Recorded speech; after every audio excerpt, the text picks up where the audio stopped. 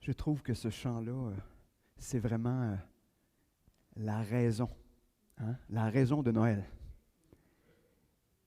Le Père qui envoie son Fils mourir sur la croix. On représente souvent Noël avec un berceau, une mangeoire que Jésus... Mais la plus belle représentation de Noël, ce serait la croix. Parce que tout pointe vers la croix. Et on oublie ça souvent, hein? Paul n'a pas cessé de parler de la croix. Tout l'Évangile, le Nouveau Testament nous parle de la croix. La croix, elle est centrale. Ce n'est pas la naissance de Jésus comme un petit enfant qui est centrale. Oui, il fallait que ça commence comme ça. Mais ce qui est le central, c'est cette croix. Et je trouve que ce chant-là nous emmène vraiment dans cet aspect-là. Donc, ce matin, on est dans cette suite du road trip sur la route 66. Ce matin, on est dans le deuxième évangile, donc l'évangile de Marc, où on va voir qui est Jésus et comment cette naissance, parce qu'on est dans cette optique-là aussi, juste avant Noël, de se dire comment cette naissance-là transforme nos vies.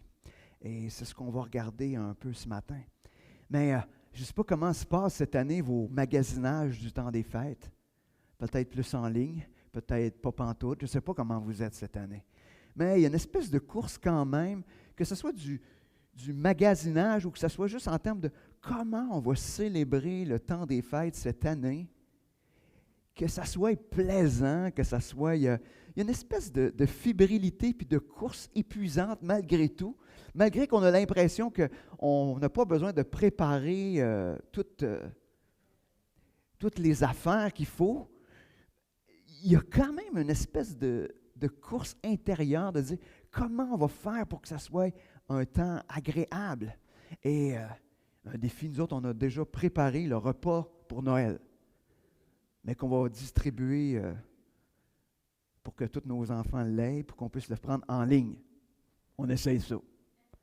Fait que hier, on a fait le repas de Noël. Fait que là, on se dit, bon, mais déjà, ça a pris un projet dans notre journée d'hier, mais on est là dans cette course-là quand même, et peut-être ce matin, donc, vous êtes arrivés en vous disant, on va venir à l'église, ça va faire peut-être, hein? Et non, malheureusement, ce matin, on va regarder l'évangile de Marc. Et Marc, il est loin d'être ouf. Marc, imaginez, dans l'évangile de Marc, à 40 reprises, Marc, il dit aussitôt. C'est comme si tout va tellement vite, c'est aussitôt. C'est comme personne n'a le temps de respirer, personne n'a le temps de souffler, c'est la course folle. Marc, c'est le plus petit des évangiles en termes de nombre de chapitres, mais aussitôt, on a l'impression que la vie de Jésus s'est passée en 32 minutes. Le début est tellement rapide que donc, ce matin, si vous voulez vous reposer, ce n'est pas l'évangile de Marc qui va vous reposer, mais probablement son contenu, par exemple. Mais Marc a ce débit-là dans les Écritures. C'est peut-être parce que Marc aussi, et on dit a écrit de la part de Pierre. On retrouve peut-être l'impulsivité de Pierre dans l'écriture de Marc, ou la rapidité, ou on sait que Pierre, quand on lit à propos de Pierre dans les évangiles, souvent était celui qui se mettait un pied dans la bouche pour finalement juste l'enlever pour en remettre un autre. Cette tendance naturelle de faire les choses vite. Mais en même temps, Pierre était quand même celui qui a eu le défi aussi où Jésus l'a utilisé pour justement soutenir l'Église au départ. Mais donc, on retrouve cet aspect-là. Et en même temps, malgré qu'il était l'écrivain de Pierre, c'est l'Évangile où on retrouve le plus d'allusions à Pierre, autant négatives que positives. Donc, Pierre n'a pas voulu que celui qui écrivait, qui était celui qui avait donné le mandat d'écrire, ne voulait pas lui passer pour le correct. Il voulait que les gens puissent voir la réalité de celui qui pêche et celui qui est repentant, mais aussi celui qui bénéficie de la grâce. Donc on retrouve ces aspects-là dans l'aspect de l'évangile de Marc. Et l'évangile de Marc n'est pas un évangile chronologique. Marc est plutôt en train il regroupe les événements en blocs. Il fait des blocs puis il regroupe les événements. Donc, on ne peut pas dire c'est dans cette chronologie-là précise. Je ne dis pas qu'il n'y a pas de chronologie, mais c'est pas son but n'était pas des discours, mais de présenter Jésus à travers différents blocs. Et on se souvient que Matthieu, la dernière fois, il présentait Christ comme le Christ de l'accomplissement. L'accomplissement de la prophétie, l'accomplissement, il y a trop de « s » dans ce mot-là, de la loi et l'accomplissement d'Israël. Mais Marc, lui, nous présente une autre facette de Christ, qui peut sembler moins parce qu'il ne nous présente pas Jésus comme le roi des rois. Il ne nous présente pas Jésus comme celui de l'accomplissement de la promesse, mais il nous présente Jésus fait homme, qui est venu sur terre comme un homme. Et donc, ce matin, avant d'entrer dans justement cet évangile-là, on va se tourner vers ce Jésus qui a accepté de quitter sa gloire afin de mourir sur la croix pour qu'on puisse être réconciliés. Seigneur, ce matin, viens à travers cet évangile-là, viens te présenter à nous un peu plus, Seigneur. Je réalise combien on ne te connaît pas, on te connaît peu. Seigneur, on a besoin de te connaître de plus en plus. Malgré que des fois, on découvre des grandes choses, Seigneur, même après des années. Seigneur, je réalise qu'on est loin d'être rendu au bout. Et Seigneur, on veut te connaître encore plus ce matin. Viens te révéler encore plus à nous ce matin. Et Seigneur, viens surtout imprégner dans nos cœurs ces vérités-là, Seigneur. Peut-être des fois, il y a des choses qu'on connaît déjà. Mais Seigneur, on a besoin que tu viennes les imprégner en nous ce matin. Merci, Seigneur, pour ta parole. Et merci que par elle, tu viens nous instruire, tu viens nous transformer. Amen. Donc, ce matin, on va laisser Marc nous répondre à 3 questions. Qui est Jésus? Qu'est-ce qu'il est venu faire? Et qu'est-ce que ça l'exige de nous? Donc, qui est Jésus? Qu'est-ce qu'il est venu faire? Et qu'est-ce que ça l'exige ou qu'est-ce qu'il vient exiger de nous pour ceux qui veulent le suivre? Ce matin, on va prendre un texte que j'appelle qui est un peu charnière parce que dans l'évangile de Marc, il y a comme un aspect plus public avec toute la foule. Puis à un moment donné, vers la fin, on tombe plus dans un aspect plus privé, donc où il est juste avec ses 12, où ce qui lui présente des choses bien pointues. Et ce texte-là est la charnière, c'est-à-dire qu'il se trouve vraiment comme au milieu de tout ça, entre la transition, entre la foule, puis se retrouver juste avec ses disciples. Donc on va être dans Marc 8 ce matin, du verset 27 au verset 38. On va se promener, mais moins aujourd'hui, à travers tout le livre, on va peut-être mettre un petit peu plus d'emphase sur ce texte-là ce matin. Donc, à partir du verset 27, Marc 8, Jésus s'en alla avec ses disciples dans les villages de Césarée de Philippe, et il leur posa en chemin cette question.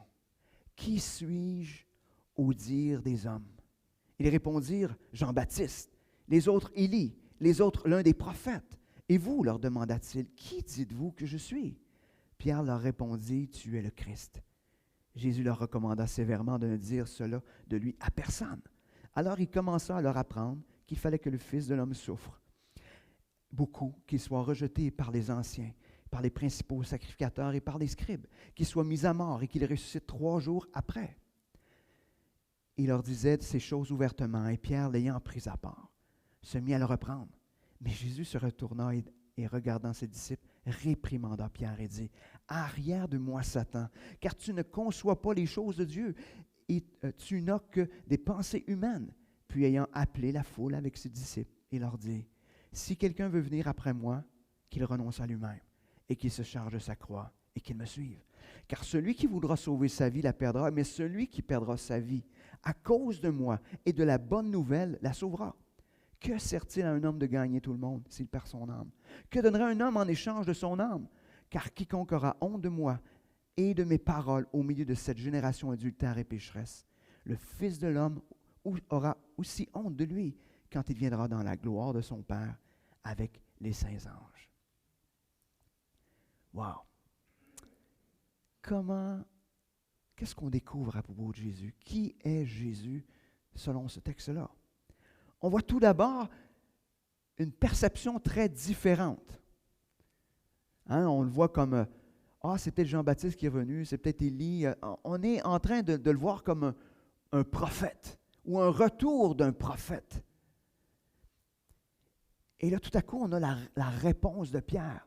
Donc, deux visions totalement différentes de qui est Jésus. Pour les disciples, Jésus n'est pas juste un autre prophète ou n'est pas simplement un autre prophète.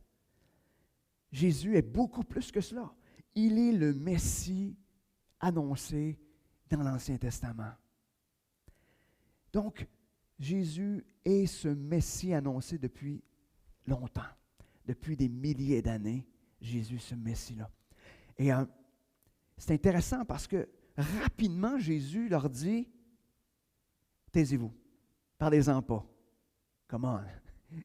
On peut-tu se taire là-dessus? Pourquoi se taire à propos de quelque chose d'aussi grand? Pourquoi demande-t-il à ses disciples de se taire? Il est le Messie, il est ce qui est attendu. Pourquoi se taire? Ça peut même paraître pour nous un peu troublant, cette demande-là.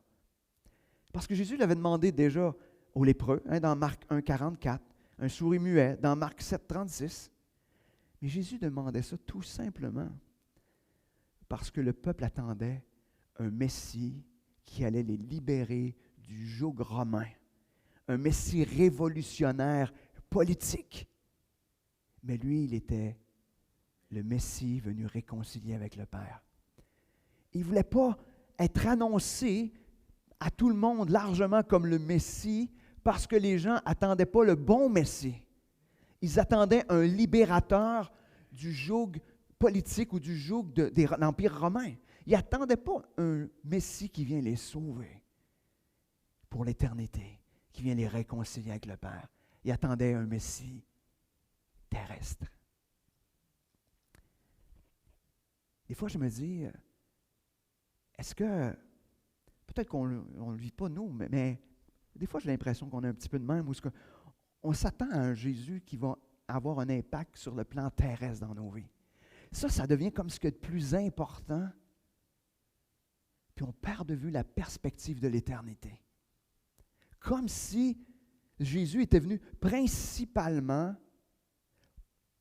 pour qu'on ait une belle vie ici, pour que ça soit super ici, pour que, comme si tout ce qu'on avait à vivre, ça se passe entre 0 et 110 ans. Je pense que je vais inclure pas mal tout le monde.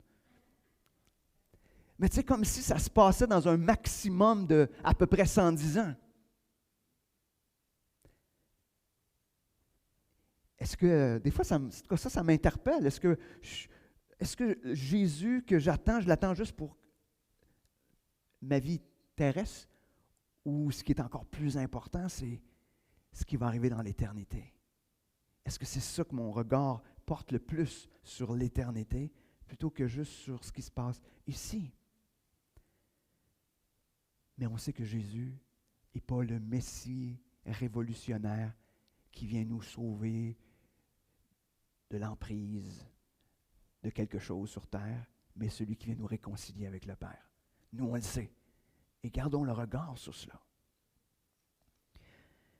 On voit qu'à partir du verset 31, Jésus, il ne se présente pas, lui, comme un Messie politique, mais plutôt comme celui qui allait souffrir, être rejeté, mis à mort, qui va ressusciter le 3e jour. On voit que Jésus, il se met à dire ces choses-là d'une manière très ouverte et très publique. Et ça a sûrement troublé les 12.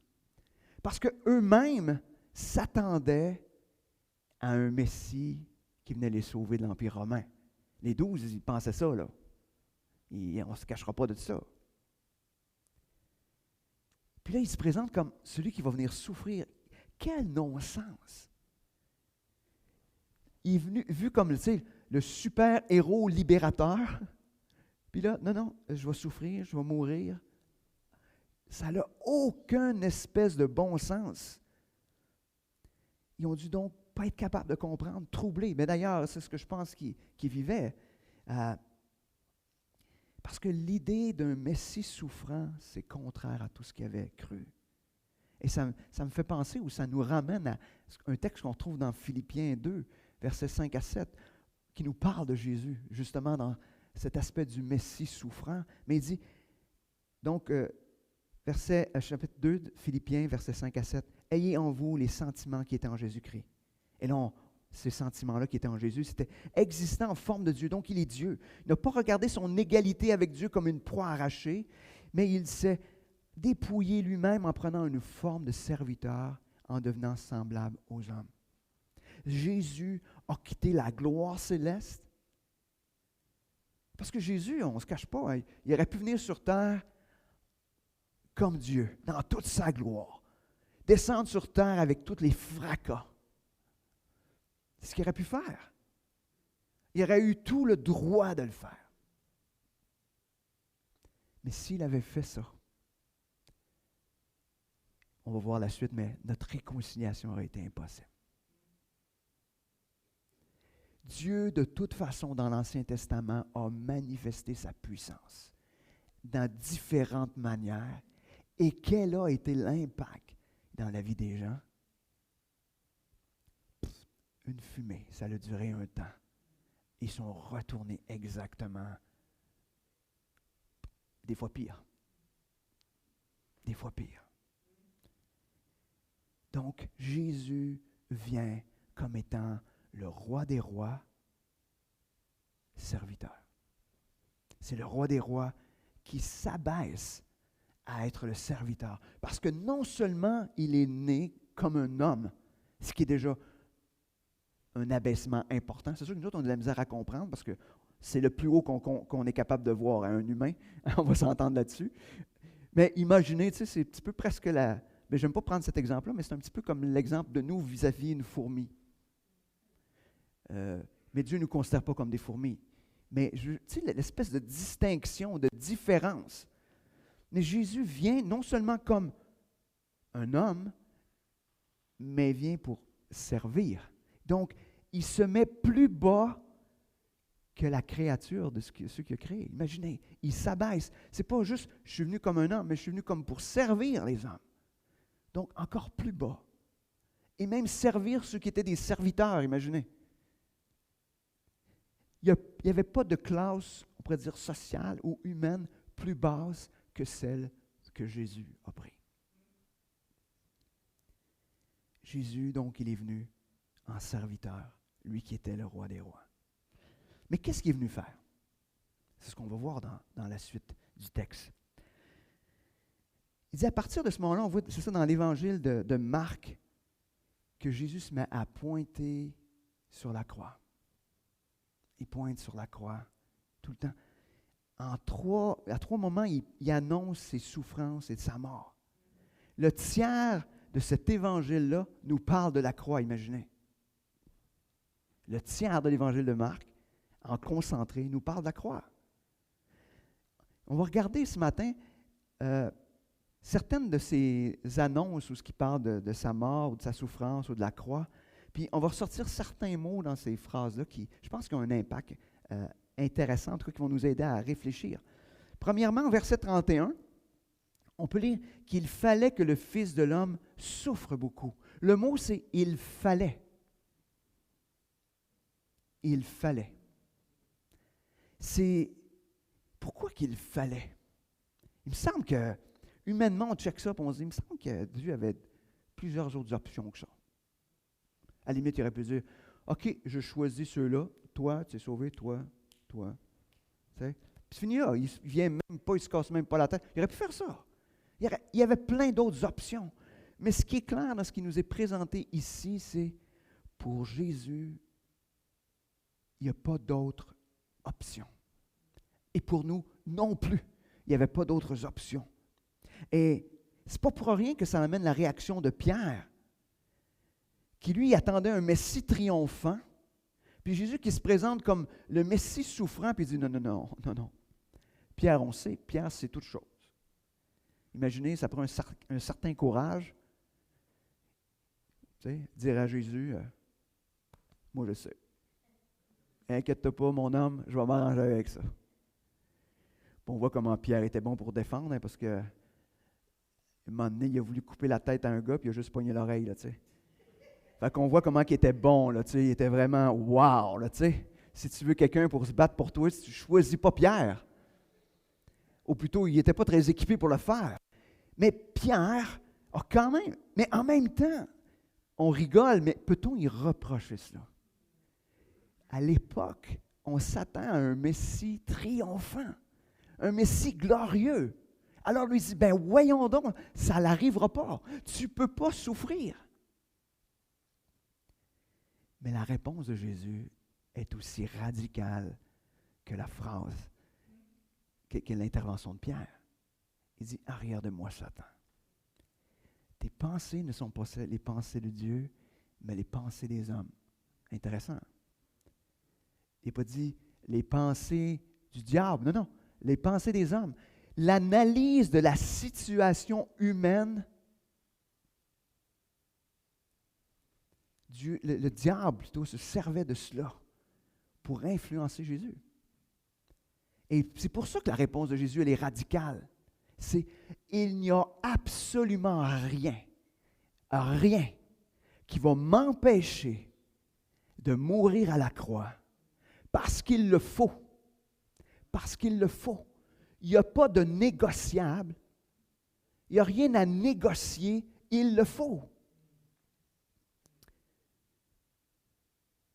Il n'y a aucune pensée humaine qui va le détourner de son plan parce que ça ne dirige pas vers la volonté de Dieu, mais ça pointe vers la volonté du diable.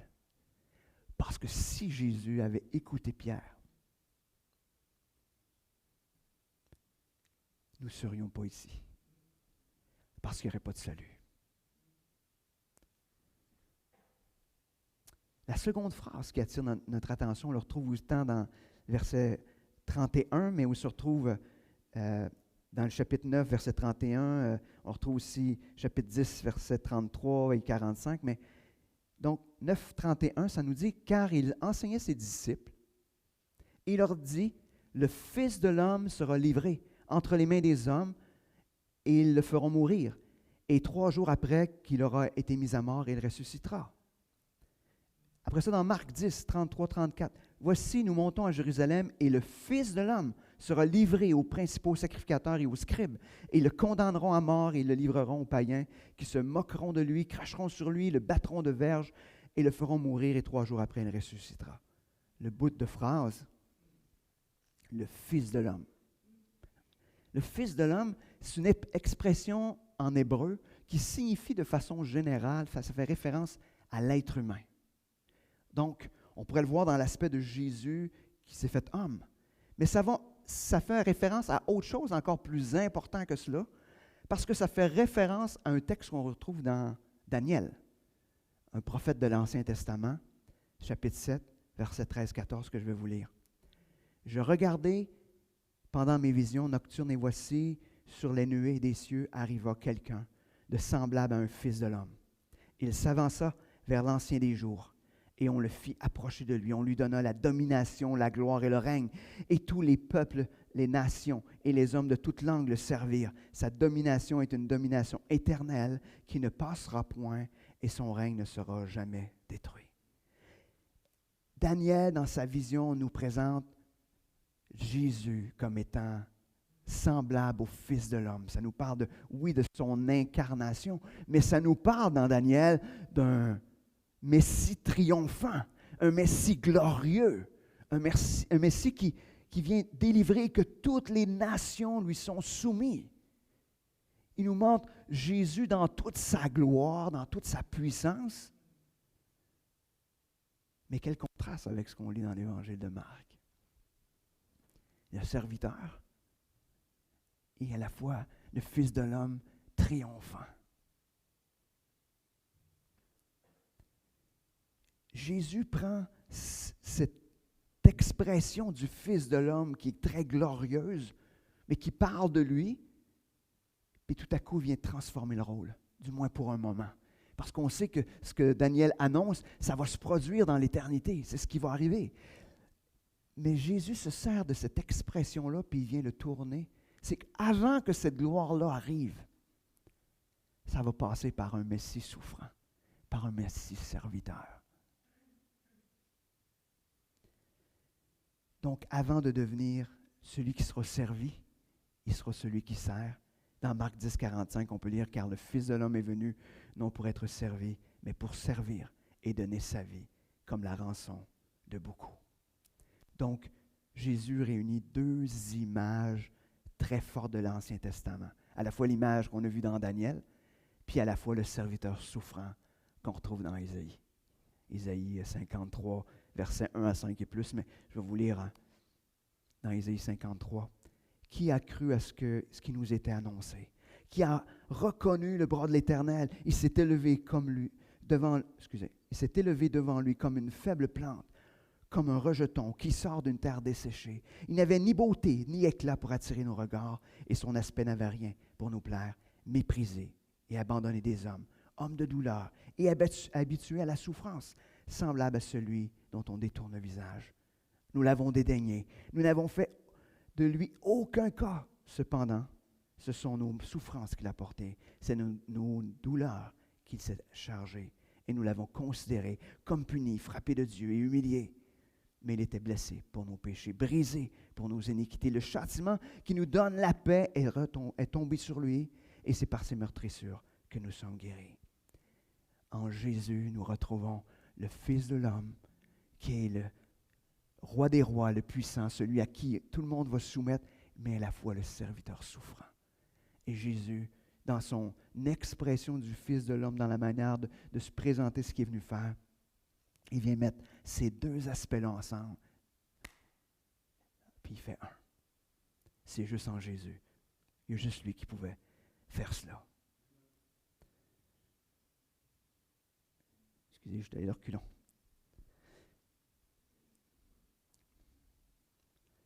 Excusez, ce ne sera pas long, je ne vais pas trop. OK. Je pèse sur ma flèche, puis ça recule au lieu d'avancer. Soumission à la technologie. Donc, deux rôles qui sont apparemment contradictoires, mais en Jésus, on voit de toute façon par la vie de Jésus, par son message, qui viennent se concilier ensemble. Finalement, la troisième phrase qu'on retrouve dans Marc 10, 45, où quelques mots qu'on retrouve qui sont importants, ça nous dit « Car le Fils de l'homme est venu, non pour être servi, comme je l'ai lu tantôt, mais pour servir et donner sa vie comme la rançon de beaucoup. » Une rançon, c'est ce qu'on paye pour la libération de quelqu'un qui est captif ou qui est en prison. Mais ça implique aussi quelque chose. Ça implique que la rançon, on n'est pas capable de la payer. Tu es en prison, ça prend quelqu'un qui paye la rançon. Alors, ce que Jésus est en train de dire, c'est « Vous étiez prisonnier et je suis la rançon qui sera payée pour votre libération. » Vous étiez captif du péché, de la culpabilité, du jugement. Mais il y a une rançon qui doit être payée, puis vous êtes incapable de la payer. Et c'est pour ça qu'il fallait que le Fils de l'homme, qui est de la gloire, vienne comme un serviteur, puis servir de rançon pour payer la dette que vous étiez incapable de payer. Donc, qu'est-ce que Jésus est venu faire? Il est venu pour servir, lui le roi des rois, pour souffrir, mourir, lui le juste, afin de s'offrir comme une rançon de manière volontaire pour le pardon de nos péchés et la réconciliation avec Dieu. Si on s'arrête juste là, puis qu'on se poserait la question, ça implique quoi pour nous, ça? De savoir, qu'est-ce que ça change aujourd'hui dans ta vie? De savoir que Jésus, qui était le roi des rois, qui s'est fait serviteur, est venu payer. Ça implique quoi pour toi? Lui qui n'avait pas besoin, là, en principe, là, il n'y a pas personne qui va quitter sa gloire En tout cas, nous autres, on sait qu'on ne le ferait pas.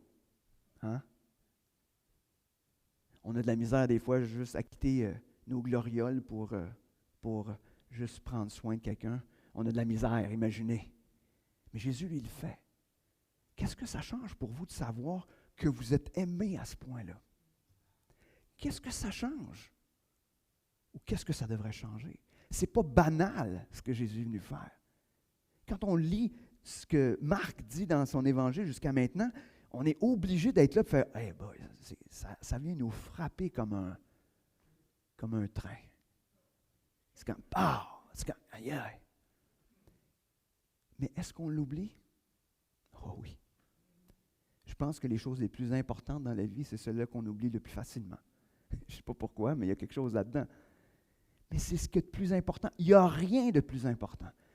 Et alors qu'on est en train de regarder ces textes-là, puis juste à la veille de Noël, où il me semble qu'on a besoin. Puis en plus, dans toute cette période-là qu'on vit actuellement, où il y a plein de choses qui nous challengent de part et d'autre, revenons là, à cet amour incroyable de Jésus envers nous. Mais ça a un impact, ça devrait avoir un impact dans nos vies.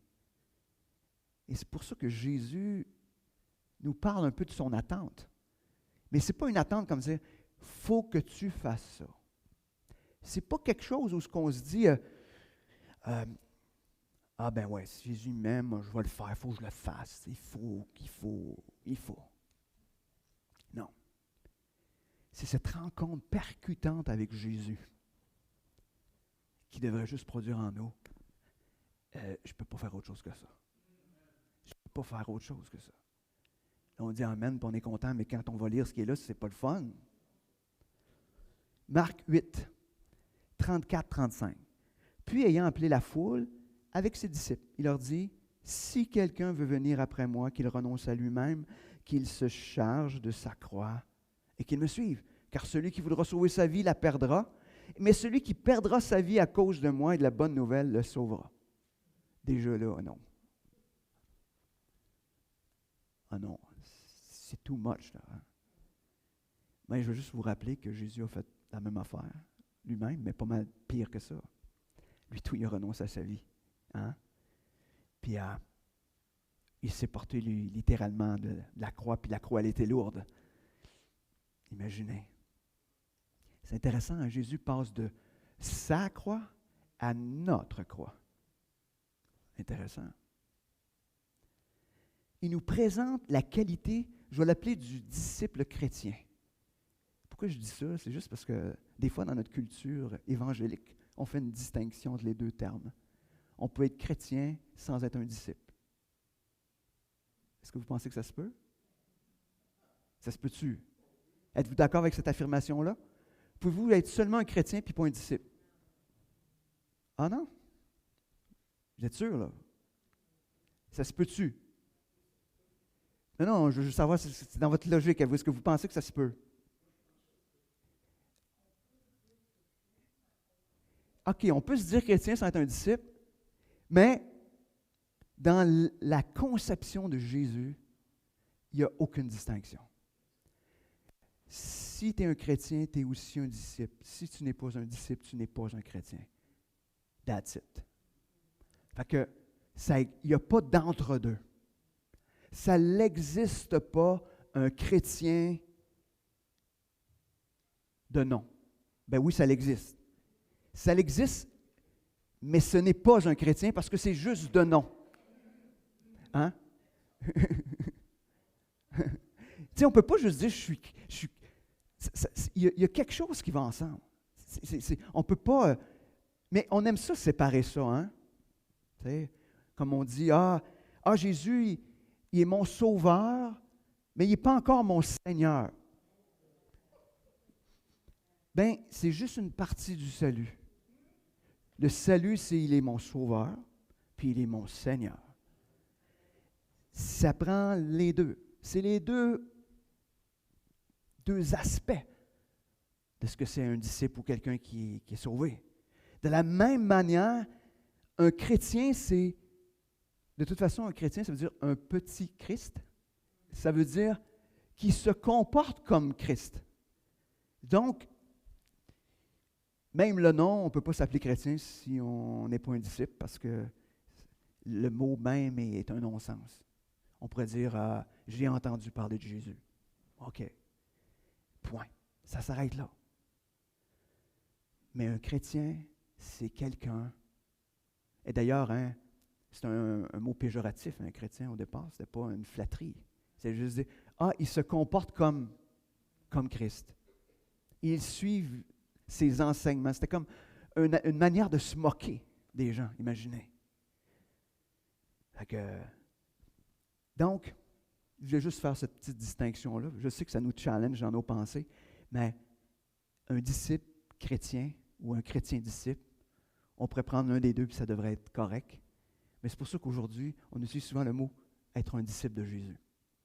C'est peut-être le terme le plus juste, parce qu'on le suit, puis on veut être transformé par lui. Donc, OK. À l'époque où ça a été écrit, ce texte-là, sous l'occupation romaine, la crucifixion, elle était réservée aux pires criminels. Puis on les forçait à porter leur croix pour s'en aller jusqu'au lieu de leur exécution. Donc, quand on voyait passer quelqu'un avec sa croix, on savait une chose, qu'il était pour mourir. C'est fini. C'est comme, ça c'est ça l'ajoutait au supplice. Imagine, tu sais que tu vas mourir, mais non seulement tu sais que tu vas mourir, mais tu transportes l'objet, en tout cas du moins une partie de l'objet qui va servir à ton exécution. Personne n'avait de doute là-dessus. Alors quand Jésus dit à ses disciples, ceux qui veulent me suivre doivent porter leur croix. Ça veut dire que tu vas mourir. Tu vas mourir. Tu vas mourir. Ça veut juste dire ça. Ça nous écœure. Non, mais je ne peux pas dire ça. C'est vrai, je suis en avant, je suis filmé. Mais c'est ce qui vient intérieurement. On veut-tu? Non. Est-ce qu'on va mourir physiquement? Ça, tout le monde va mourir physiquement. Il ne parle pas de cette mort-là. Mais on va mourir à ce qu'on considère comme super important pour nous. Super important. Ça, là, c'est vraiment important pour moi. Ça, c'est vraiment... Ça ne veut pas dire que tu vas avoir à mourir à tout ça, mais il est probable que tu vas avoir à mourir à plein de choses. Tu vas avoir à mourir à tout ce qui t'éloigne de Christ. Tu vas avoir à mourir à tout ce que, des fois, tu veux garder comme petite affaire pour toi-même. Tu vas avoir à mourir. Et la vie chrétienne, je ne veux pas vous attrister avec ça ce matin, mais ce n'est pas un ramassis de croyances puis de bonnes œuvres. Ça n'a rien à voir avec ça. Rien. Mais ça part de la mort à soi. Le terme qu'on n'aime pas entendre dans nos églises, qu'on n'aime pas se faire prêcher dans nos églises, qu'on n'aime pas lire dans la Bible, c'est ce terme-là. Mais la vie chrétienne, c'est ça. C'est la mort à soi. À quoi tu dois mourir? Je ne sais pas. Je ne vous demanderai pas, là, personnellement. Mais moi, il m'est arrivé quelque chose cette semaine. Je ne dirai pas dans les détails parce que ce n'est pas important, mais vous savez, je fais des capsules, puis j'ai eu des commentaires sur mes capsules, puis parce que je ne sais pas pourquoi c'est parti en peur. Ça a pogné une bulle, il y a eu, je ne sais pas, 9000 personnes qui ont vu ma capsule. Mais là, j'ai eu des commentaires pas tous gentils. Puis là, ça l'a fait soulever de quoi en moi? Tu sais, le désir d'être aimé de tout le monde, là, tu sais. Tu sais, le désir de ne pas faire de vagues, le désir de... Ben, je t'ai rien fait de mal, tu sais, puis je veux que tu m'aimes puis que tu prennes soin de moi, tu sais. Ben, aujourd'hui, je peux vous dire, Jésus me demande à mourir à ça. Tu ne feras pas plaisir à personne, à tout le monde. Puis ton but, c'est pas ça. Ton but, c'est de suivre Jésus. Mais c'est quoi pour vous? Des fois, ça peut être un loisir, un plaisir, n'importe quoi. Quelque chose qu'on considère important dans nos vies. est-ce qu'on est prêt à mourir?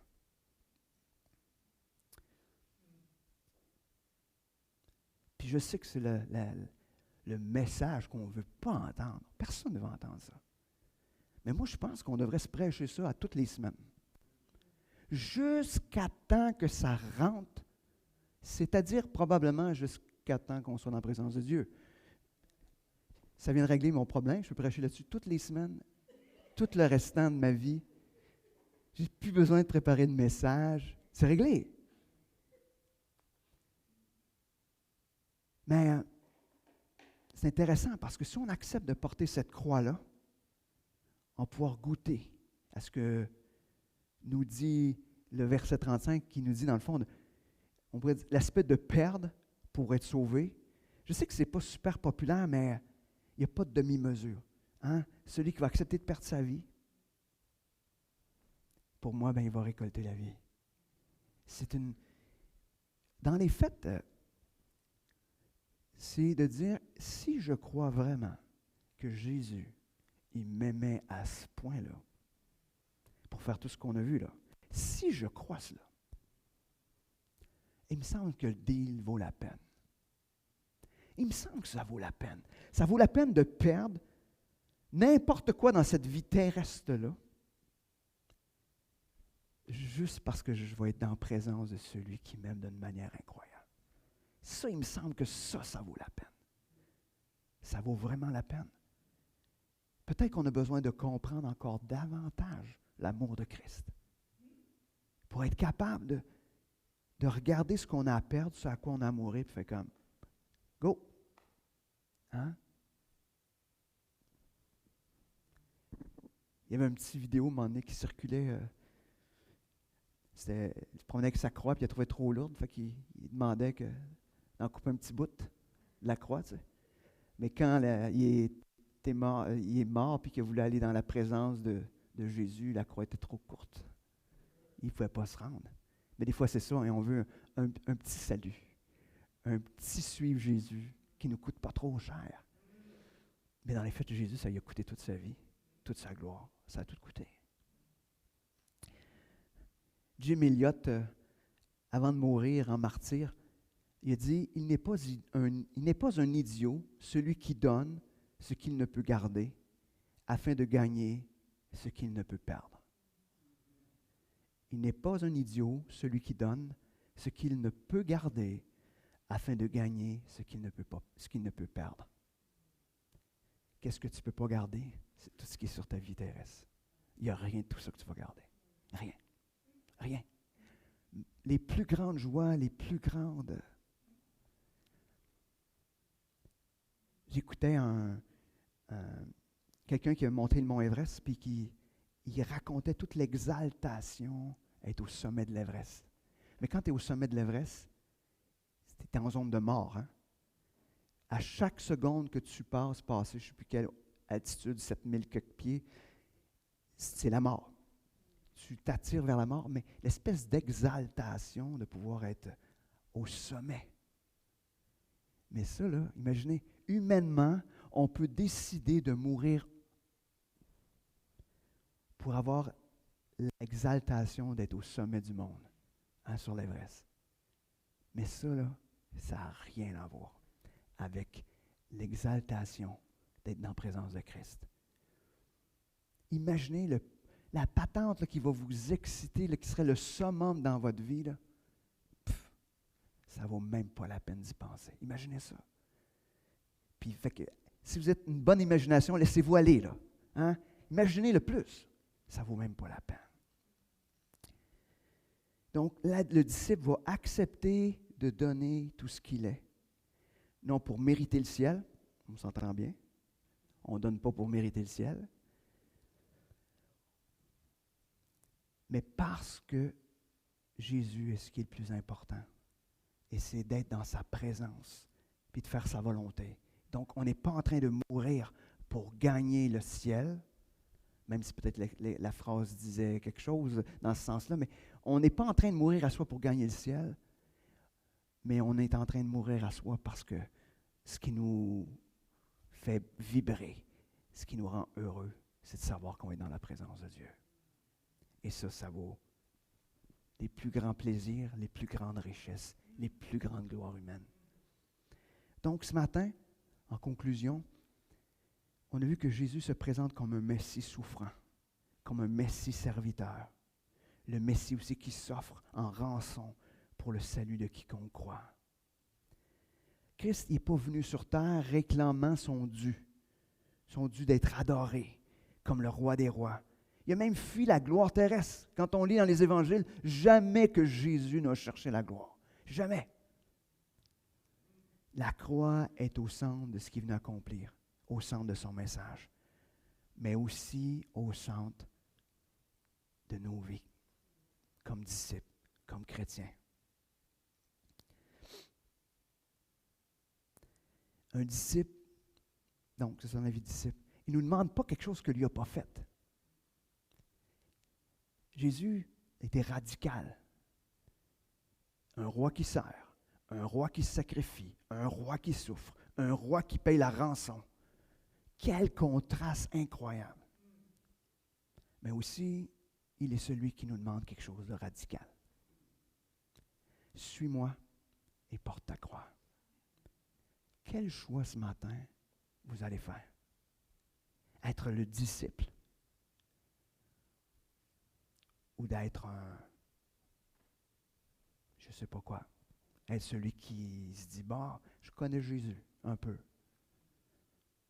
C'est la différence entre être celui qui est connu de Jésus et celui qui dit qu'il connaît. Hein? Vous vous souvenez dans Matthieu 7, nous avons prophétisé en ton nom, nous avons chassé des démons en ton nom, on en a fait. Puis il dit, arrière de moi, je ne vous connais pas. Je ne vous connais pas. Pourtant, ils connaissent. Eux autres connaissaient Jésus, mais Jésus, il ne les connaît pas. Pourquoi? Parce qu'ils n'ont pas porté leur croix. Ils n'ont pas accepté de payer le prix.